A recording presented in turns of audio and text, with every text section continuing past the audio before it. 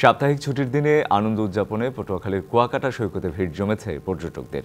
দেশের প্রাথমিক মাধ্যমিক সহ বেশিরভাগ শিক্ষা প্রতিষ্ঠানে বার্ষিক পরীক্ষা শেষ হওয়ায় মানুষ ছুটছে সমুদ্র পানে।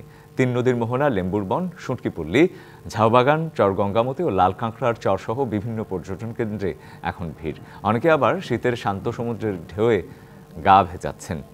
আবার পর্যটকদের পদচারণায় ব্যস্ততা বেড়েছে ব্যবসায়ীদেরও। নিরাপত্তায় কাজ করছে ট্যুরিস্ট পুলিশ।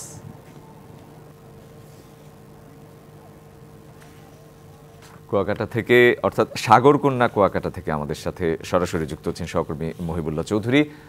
মহিবুল্লাহ, নিশ্চয়ই শুনতে পাচ্ছেন, আমরা আসলে খবরে দেখলাম, কিন্তু এখন মানে পর্যটকদের উপস্থিতি কেমন দেখছেন এবং তারা আর কি চান? কোনো ধরনের সংকট অসুবিধা রয়েছে কিনা?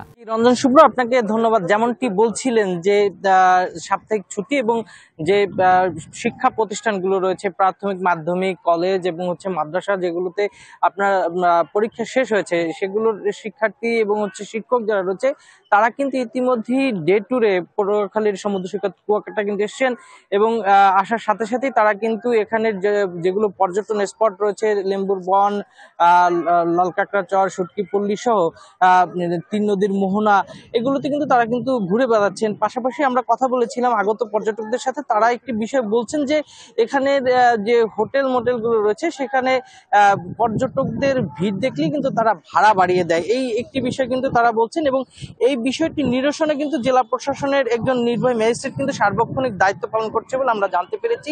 এছাড়া পর্যটকরা বলছেন যে খাবারের মান অনুসারে কিন্তু দাম ঠিক রয়েছে, এছাড়া তাদের কোনো অভিযোগ নেই। তবে আরেকটি অভিযোগ করছেন যে সড়ক পথের যে সড়কটি রয়েছে পটুয়াখালী কুয়াকাটা মহাসড়কের প্রায় 14 কিলোমিটারের অধিকাংশ জায়গায় কিন্তু নির্মাণ কাজ চলছে, কিন্তু সেই কাজটি খুব ধীর গতিতে চলছে। সেটি যাতে দ্রুত কাজটি সম্পন্ন করা হয়, তাহলে কিন্তু তাদের ভোগান্তি কিছুটা কমবে বলে তারা আমাদেরকে জানিয়েছে। এছাড়া কিন্তু যে সকল পর্যটক এসছেন তারা কিন্তু শুধুমাত্র সকালে এসছেন, এই পর্যটকরা সূর্য অস্ত দেখেই কিন্তু চলে যাবেন। তবে রাত্রি যাপনের জন্য কিন্তু রাত্রি যাপনের ক্ষেত্রে কিন্তু খুব কম সংখ্যক পর্যটক কিন্তু এই পর্যটন নগরীতে অবস্থান করবেন। তো আগত পর্যটকদের নিরাপত্তায় কাজ করছে টুরিস্ট পুলিশ। তো পটুয়াখালীর কুয়াকাটা থেকে এই ছিল সর্বশেষ। রঞ্জন। মহিবুল্লাহ, আপনাকে ধন্যবাদ।